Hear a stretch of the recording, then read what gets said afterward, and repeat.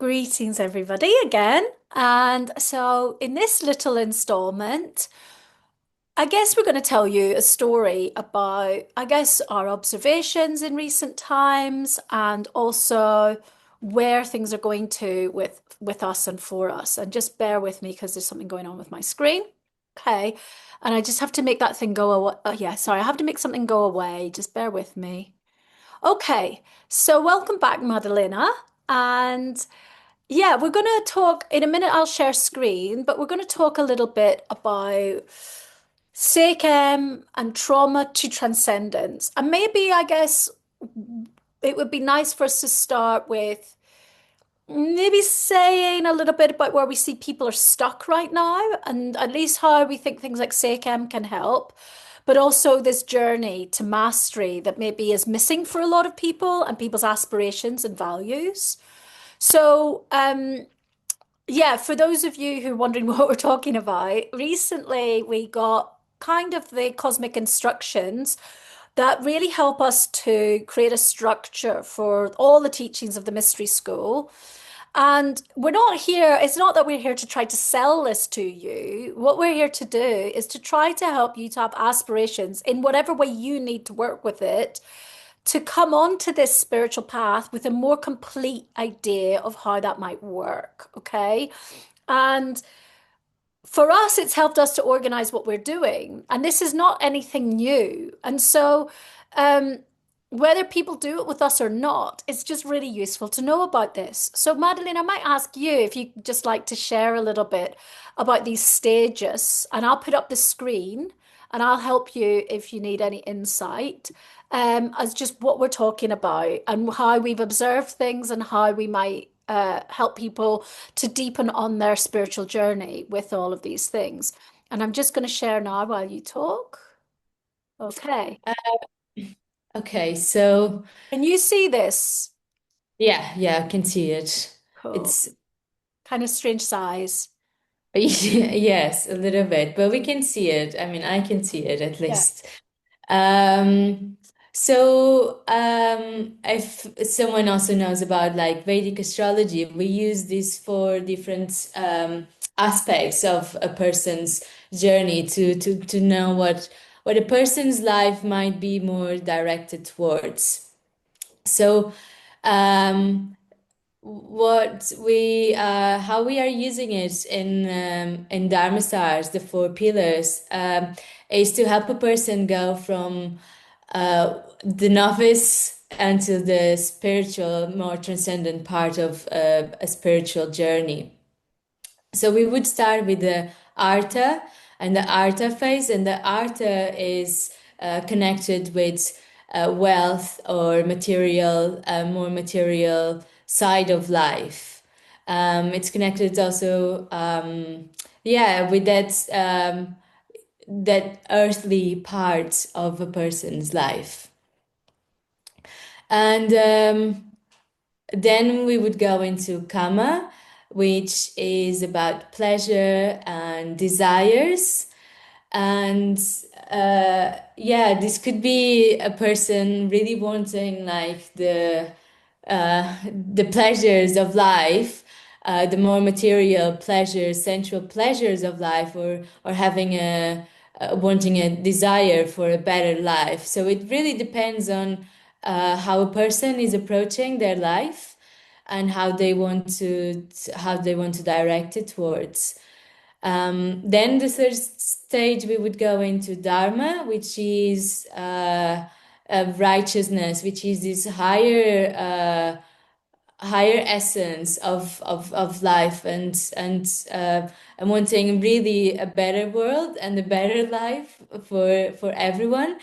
And then we would go into moksha, which is true liberation and renunciation of samsara and going beyond this cyclic existence. Thank you, Madalena. And yeah, so I guess as you were speaking, it was helping me remember some of the narratives or approaches we can look at even in a journey of Sekhem. And this is really why we called this panel discussion From Trauma to Transcendence. And so something that we're noticing a lot of right now is this kind of pain body expression where people all really want a lot of comfort. And there's lack patterning. People feel disconnected from true abundance. And a lot of this is trauma based. So some of this is actually the residues and the burdens from ancestral trauma. And this is some of and we could also say that is seen as lower chakra trauma when we would be looking at maybe the chakra system. And what's interesting is that, of course, as we said earlier, we can pull out residues and shards and access things like the emotional body. We can also access the chakras when we're doing work with Sekhem and tap into different layers of the body and the being. And so, of course, when we've got mindful application of things like Sekhem, we can also be going through to where people feel, essentially when people are not feeling abundant or stable, there's a disconnect. And these disconnects are also what are sitting in these samskaras, these kind of residual karmas that keep us back from our true purpose. And so, what we all want in life is to actually feel more grounded and connected. And obviously, it's important that we have enough abundant stability to do our path. But what we have right now is that we have a lot of people who are fixated on economic wealth in a really crazy way. And this has become a distortion in the healing scene.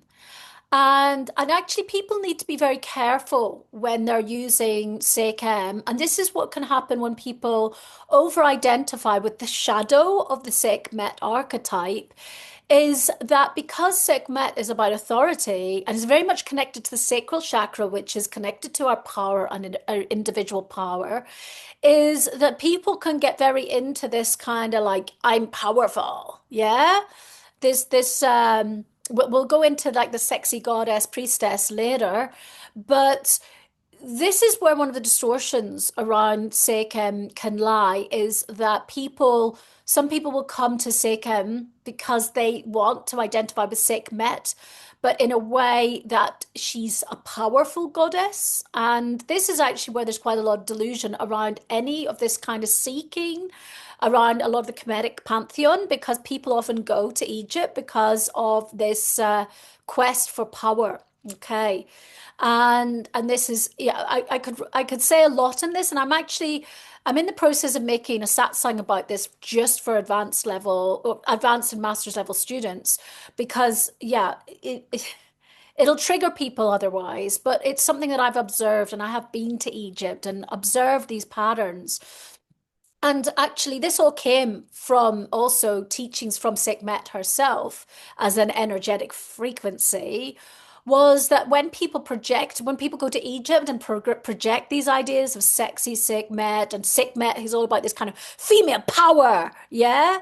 This kind of violence of it is really detracting from this more Saturnian energy that Sekhem also holds, which is about responsibility, sacrifice, doing the jobs that nobody else will do, not just doing it because she's going to look powerful, okay? And so at her core, the archetype of Sekhmet, which is associated to some degree with Sekhem, is actually really about having really strong, stable values and responsibilities. And and yeah, we could talk a lot about that, which we do in our Arta course, which is about getting the foundations right. So even this connection to Sekhmet, I've made satsangs about Sekhmet, and even though she's seen as a solar deity, a lot of the way she fulfilled her dharma was very much in keeping with the way Saturn works, okay? And this kind of fierce sacrificial energy of sacrificing oneself for a very important mission that nobody wants to do, this lack of whimsical nature and this ability to step into a strong path is something that again it gets it gets per portrayed the wrong way, and as we'll see later, it also taps into the karma path. Is there anything you want to say to that, Madalena? Um, um, Well, when we also practice the Dharma, that's also seen like wanting like sacrificing oneself for everybody. So that's also being represented in these other philosophies and mysticism practices. That's like it's one of the highest essences is to have this desire to help everybody and to sometimes put your own wantings aside for the greater good of all. Yes. So And this is also the case with when people are usually not in stability or not economically held, it's usually because they're not actually in right relation. And this is something we will be looking at in our art journeys, is that actually when people come into right relation, they'll feel abundant no matter what, because actually we realize that it's not something that self-cherishing can actually bring. So when we get our foundations right in life and our value system right, actually the rest will follow because we reconnect into the true natural order. So yeah, we put everything back in its right place and we make the sacrifice and we do things for the right reason, and actually the art path will take care of itself then more easily. Yeah. Cool. So moving on to karma, and again, this is a big stumbling block for people right now. And karma is all about our desires, and Madalena spoke very aptly on it earlier.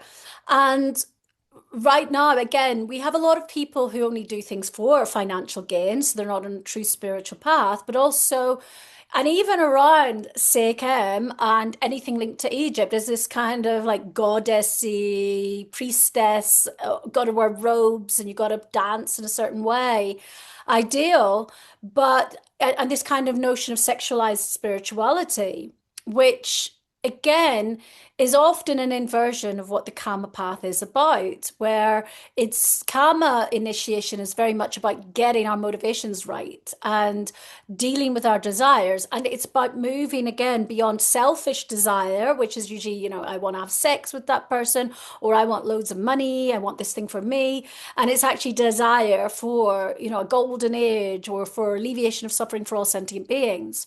And this taps into some of the things Madalena was speaking of earlier. And so there's this necessity of what we call bodhicitta to really have the aspiration that we do something for the greater good.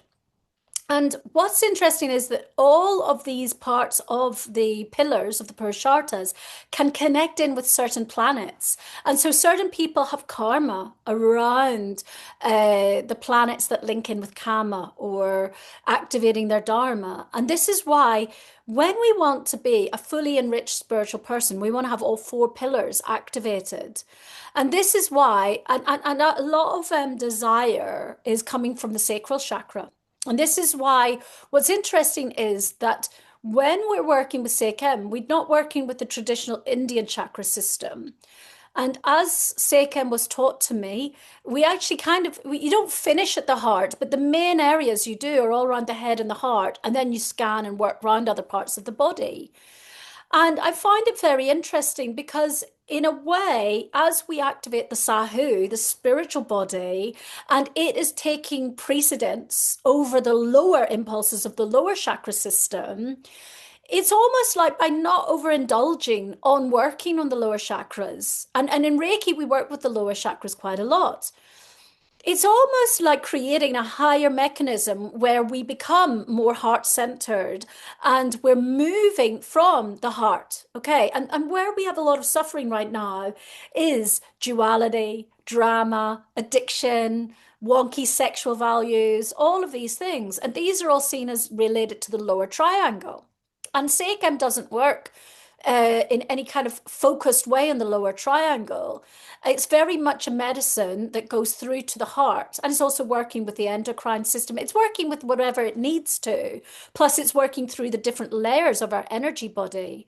But what's interesting is that actually it's kind of saying, don't be governed by your lower chakras, okay? And I realized when I was doing self-healing that after years of doing self-healing with Reiki, I was like, oh, it's not being guided to work with the lower chakras.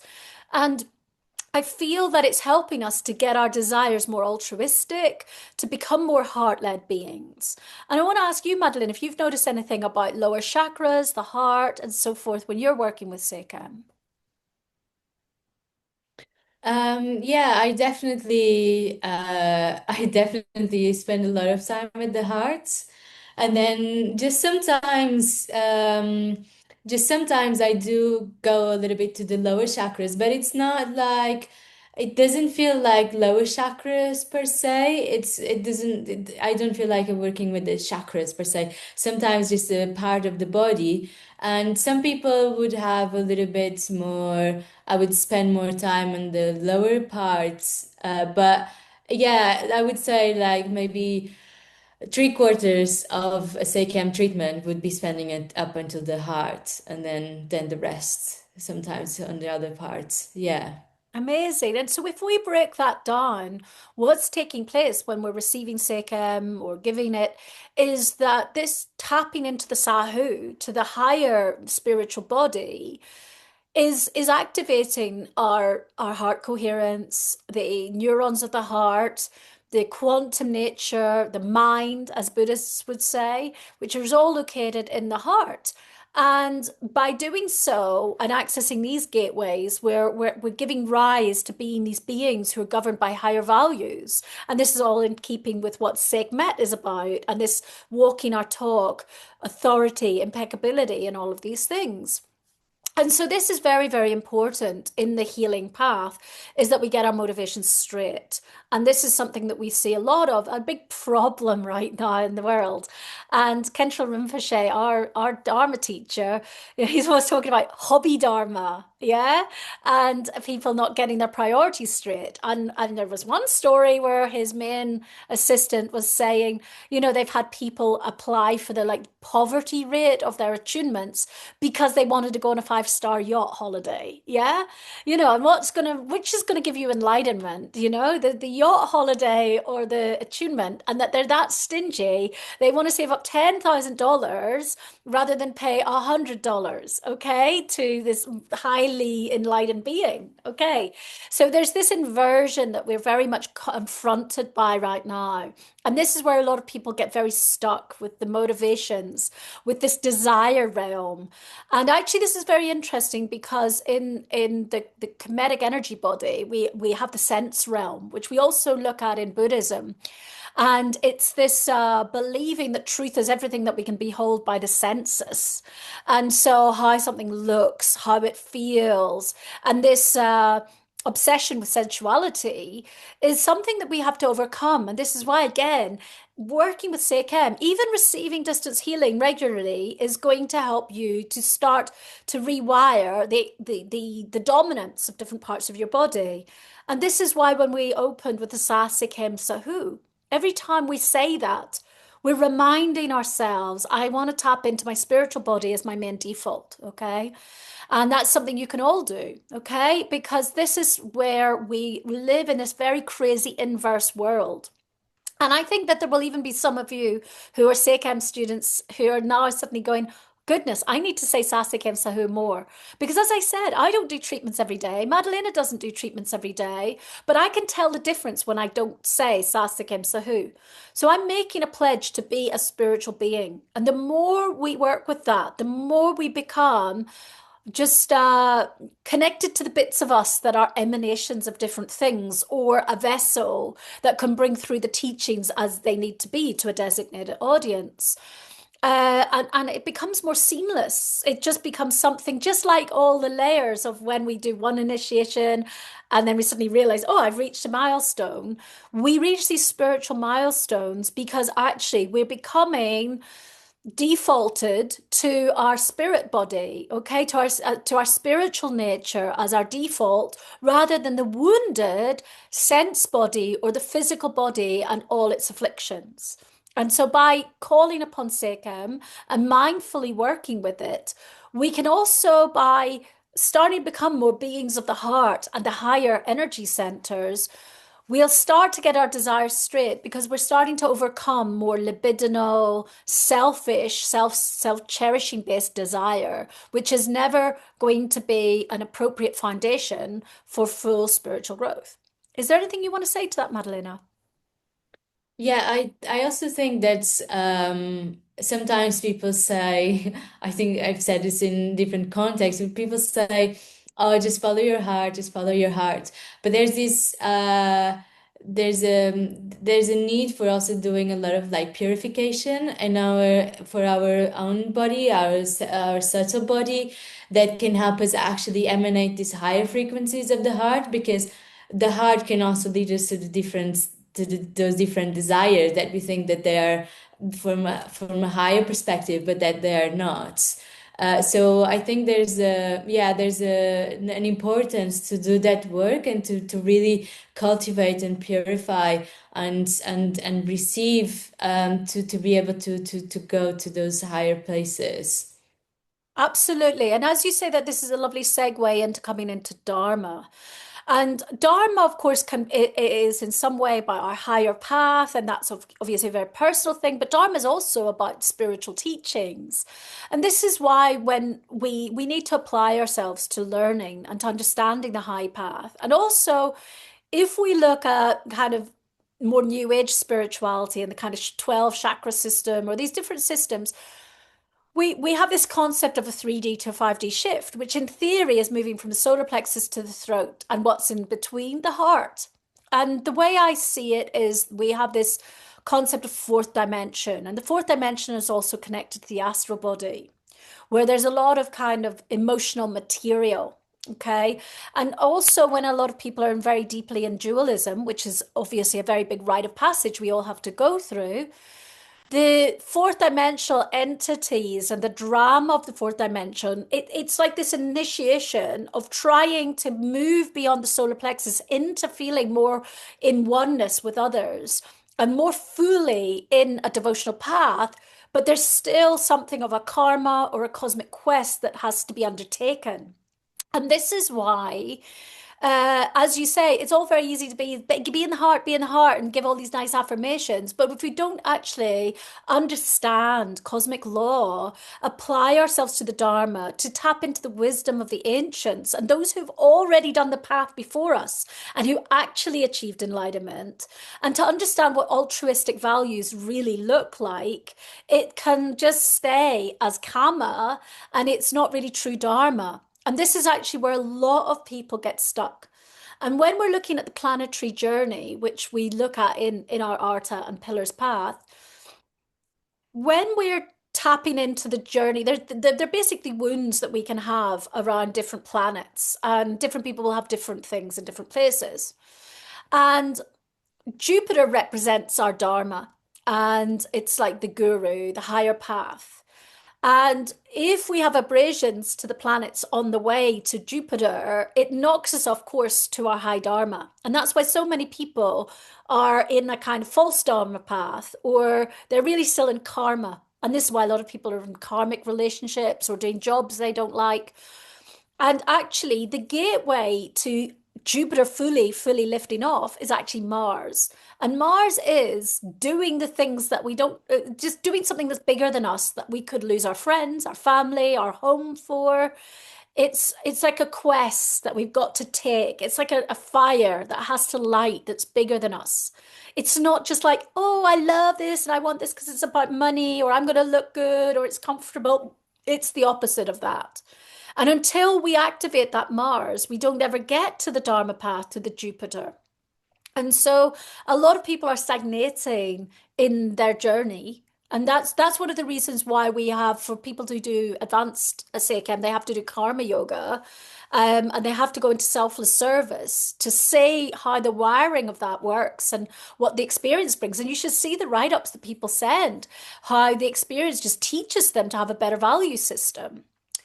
So, if we really want to become a true spiritual being, you cannot bypass from entering the Dharma path, but we need to really look at the wisdom keepers and the adepts and these Mahasiddhas and enlightened beings and what the Dharma was, because there is a roadmap that has been there before. And a lot of the time in the Western world, we want to just be undisciplined. We don't want to do the hard work. We think we know it all. And so application to higher teachings is very, very important. And this also taps into one of the Reiki mantras, which is that we will keep cultivating and growing on our spiritual path, and that you keep questing for more spiritual knowledge and to grow as a spiritual person. So I'm just wondering, Madeline, if you've got anything you want to say about Dharma, Sekhem, anything that it's helped you to understand. I think that the karma yoga is really important, and there is the part that we uh it's not just the karma yoga, it's to have moments where in life we can just actually put ourselves aside and to really do something, not wanting for anything in return, not wanting to be praised, not wanting to just doing things by because you really want to do it and you really want to help.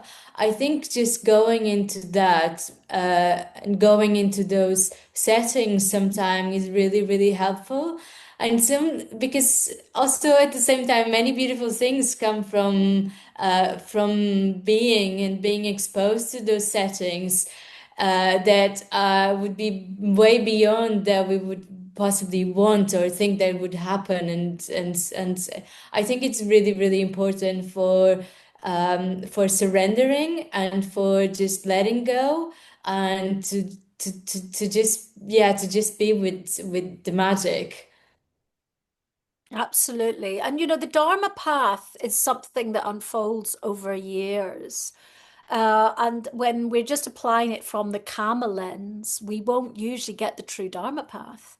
So yeah, so this is why it's very, very important for us to keep purifying our energy body, purifying our motivations, doing the learning. And Sekhem, by continually moving through the abrasions and the patterns and pulling out these kind of burdens that have kept us in the karmic wiring, we're giving a possibility for our energy body to magnetize us to Dharma settings. And this ties back to this thing earlier we were talking about with the change in social life and all of these things that happens, is that the slowing down and the finding of the true values, whilst it comes with some loss, we gain Dharma friends. We gain people who want a golden age. We gain people who are really doing interesting stuff. It's not just gossip or talking about soap operas. It's real, like life visionary changing stuff. It's like these Shambhala warriors, these beings who are questing and all really doing their work, tapped into this ancient, higher human celestial, sort of omnipresent being that we are when we tap ourselves into a group field. And so this is why we have to go beyond the personal. And the Dharma for me is also something about surrendering up just the desire of self, what we think is self, which is usually a false self, and to come into this thing of having Dharma brothers and sisters and a quest that we're on together and becoming kind of a group field and a group consciousness. And again, Sekhem can really help us tap in to those shared fields, like what you do when you do the online, the distance group. You're working with several other practitioners and you're picking up things together, and it's helping you to see. We've got this thing we call the newsroom, and this is where healing gets really interesting for me, is when it's not just like I see this and it's all subjective. It's when, all six of you might have said, oh, I had a pain in my left knee. And when we start to come into the Dharma field is moving beyond the singular, individualized person with all their stupid stuff and their drama. And it comes into this kind of collective field where we can surrender up the ego and come into that selfless mind stream. And what I really understand in terms of neuroplasticity and all of these things is that the more we train ourselves to not be in the ego and to be in these group fields and these shared aspirational fields, the more we're in training our spiritual self as a default. And then, of course, that then leads to the moksha path, yeah? Mm-hmm, mm-hmm. So moksha, as Madeline was saying earlier, it's this liberatory path where we're really questing as knowing that we are not just a physical being, we are truly, truly enmeshed in this knowing that we are spiritual. And even if, as we abide in 3D Muggles world, we don't always feel that, we are questing towards that. And whether we reach it in this life or not, the aspiration is not just, especially if we're on a good moksha path, not just liberation for ourselves, but liberation for all sentient beings from the pain and suffering that the 3D realm as we see it that embodies. Okay, and to know that it's our birthright, that we're just going through, we're spiritual beings having a human experience, but actually this human experience is a training ground to help us to liberate. And in this age of degeneration, the more and more of us who quest towards that liberatory path, the more we can create a consciousness shift and indeed an earth shift, which is why some people would talk about the 3D, 5D shift and say the new earth, is that it can be that there's one earth where people who all want to have war stay, but then as we become more embodied from our light bodies or more emanating from the Sahu, the reality that we bring in is more like a Shambhala realm, is a more enlightened realm where we all have more time to cultivate spiritually. We're not thinking about paying the bills and which crypto's winning and what was on TV last night. So this is very, very important. And this is again where a lot of people are lost. And this is why we're developing our teachings around these pillars, is that most people think that spirituality is about how you look on Instagram and what ecstatic dance was like or doing a sound healing. And this is all more about the kind of well-being field. And actually, there's a resurgence now of many yogic philosophers and scholars who are saying we have to remember that yoga was always about the liberatory path. And for those of us who are sacred activists and have been studying maybe yoga for a long time, there's a sense of dismay when we see this kind of yoga, sort of Indian PE, this kind of keep fit yoga, which of course serves a purpose, but is not even letting people know that we are a spiritual being having a human experience. And so there's something of a revolution now that is here with more and more people saying, let's unapologetically remember and remind people that we're on the liberatory path, and it's only the liberatory path which is going to create a golden age. And so when we do that, and this is why when we're working with Sekhem and we're continually training ourselves to remember we have the spirit body, and even by using the mantra, saying, I am mindfully connecting to spiritual integrity, to the sacred breath, to the Sahu spirit body, that we're actually giving ourselves a chance to opt out of Muggles world. Okay. So I'm wondering what you would say on that, Madalena.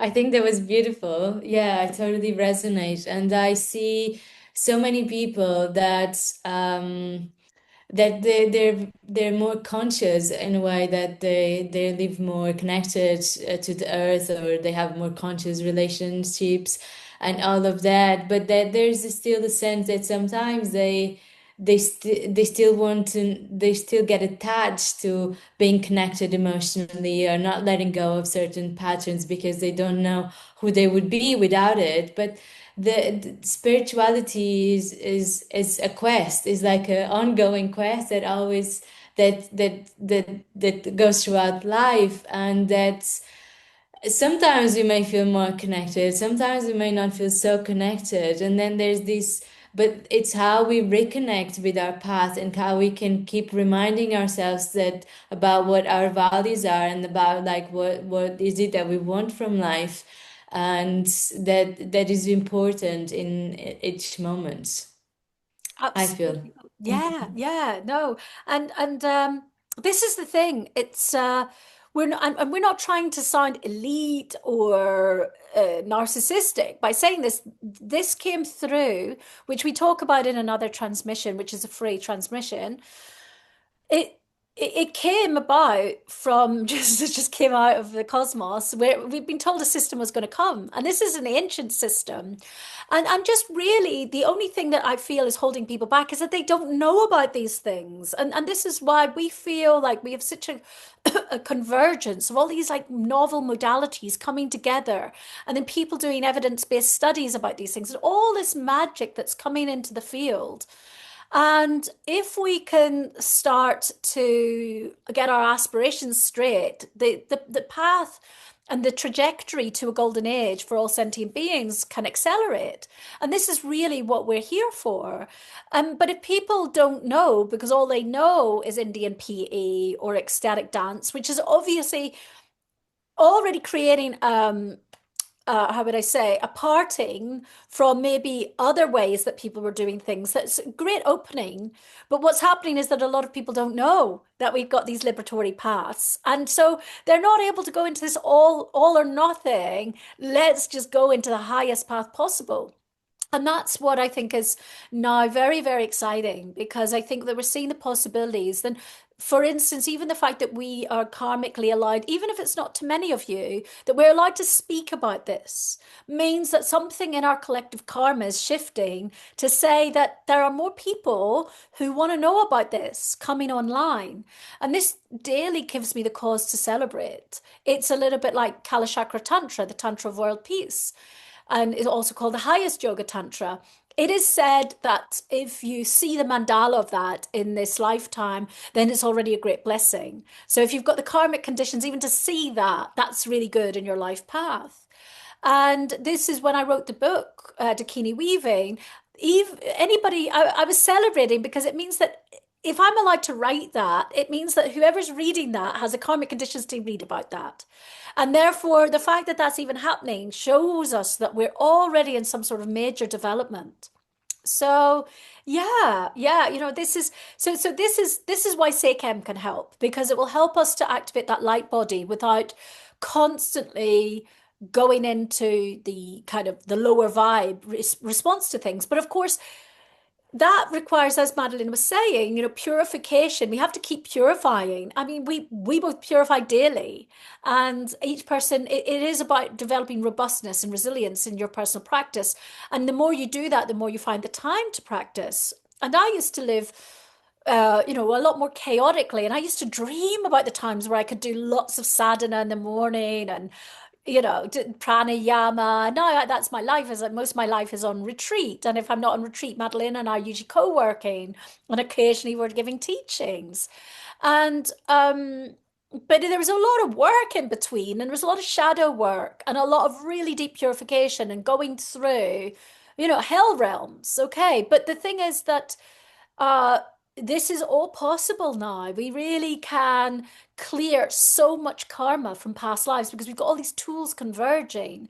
And Sekhem really helps to pull out those residues. And so if you're somebody who's wanting to experience Sekhem, if you understand it has the possibility to do this and you're mindfully applying yourself and being receptive towards the session, you can expect that a lot of old residues and shards can leave, okay? Especially if you are going to do the work.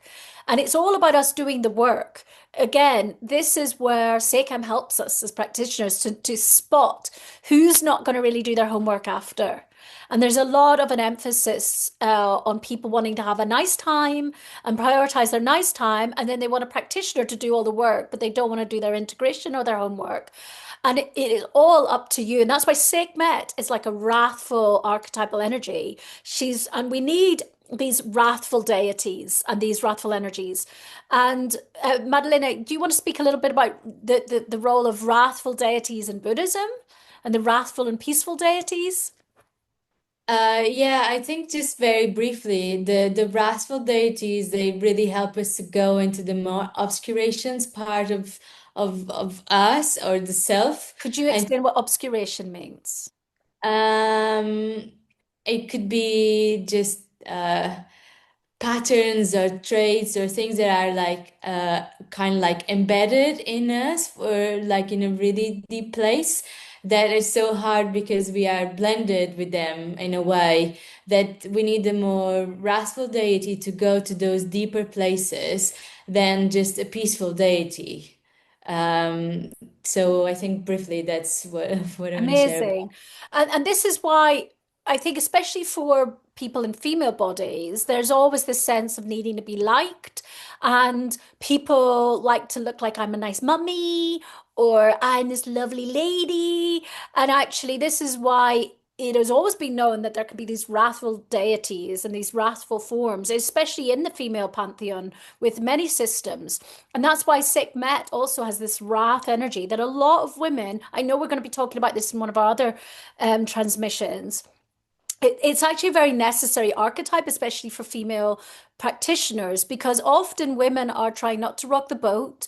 They're still trying to get empowered in their voice. They don't quite know how to use strong energy to say no or to call out bullshit and stuff like that. And that's why Sekhmet, the frequency of it being associated with that archetype, really helps people. And this has been a historic thing to always have wrathful and peaceful deities. And in Tantra, we will work with the different medicines that we have per the per the set and setting. And so this is very, very important that people understand wrath. And sometimes, and that wrath doesn't mean I'm projecting my wounds at someone. Wrath sometimes is it comes from a higher place, and it sometimes has to go and kick ass, and it sometimes has to cut or push away or ignore or whatever it has to do. And it's actually very, very important medicine to make people step up because people are so self-cherishing. It's like sometimes they need that little slap, okay, to get them out of this little loop, okay?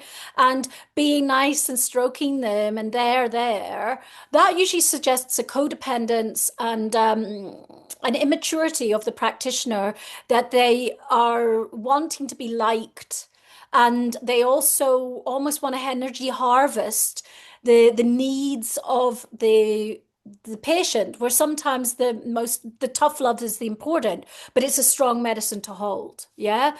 And so that's the rite of passage for Sekhem practitioners, is as they work up the levels, they realize that these boundaries and this ability to hold wrath as a sacred quality that comes through as a mind stream of its own right has to be exercised. So yeah, so we all need a bit of wrath, and this is one of the reasons why we study under people like Khenpo Rinpoche, who's seen as a Vajra master. And Vajra is like this thunderbolt of truth, and sometimes it's very cutting. It'll bring up all your shit. It's super tough love, and he's like a master of that. And this is the sort of, if we want to work through the ego and the slipperiness of it.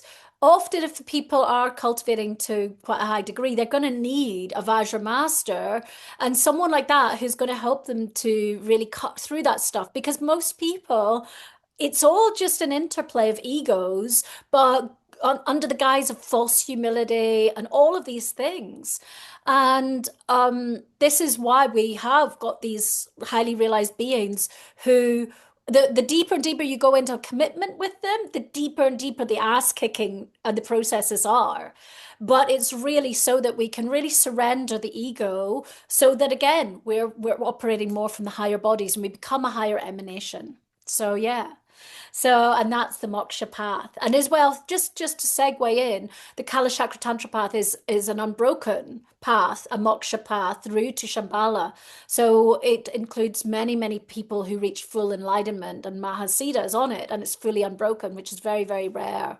So, so this is one of the things that we have fused in, because in many ways the Kalachakra Tantra gives us this Dharma background of very high principles which have connections to astrology, to the inner circuitries of the body, to many sadhanas, that also taps in very well with Sekhem and Sekhmet. So yeah, anything you want to say to that, Madalena, before we close? No, actually, it's really beautiful. Um, yeah, I mean, yeah, no, it was. I think it's good as it is. Okay, so I feel that there's like maybe a 2 or 3 minute transmission just wants to come through silently. So we just sit with our eyes closed for a little minute, and we just encourage you all to be receptive to the mind stream.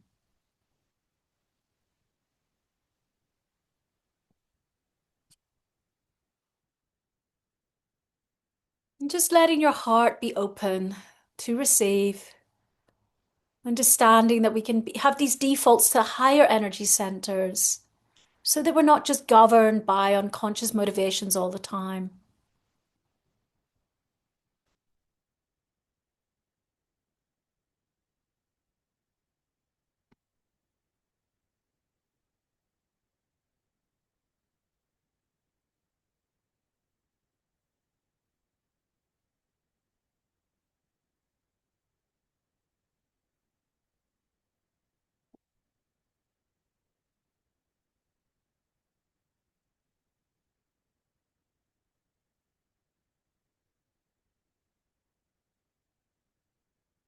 Just let yourself bask in the knowing that actually the subplot is really a very, very beautiful story that we can all enter into.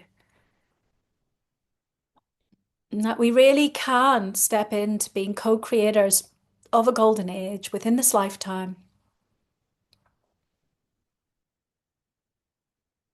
And as you just sit with that aspiration, and I hope that aspiration sits well with you, Madalena, if you'd just like to close down the space and also maybe to dedicate at the end as well, that would be great. I want to give gratitude to our ancestors, the ancestors of the lands that we're from and the lands that we're in. Giving gratitude to our higher selves, monad selves, and avatar selves for being present in this transmission today. I want to give gratitude to the energies of Sekhem, Seishim, and Reiki.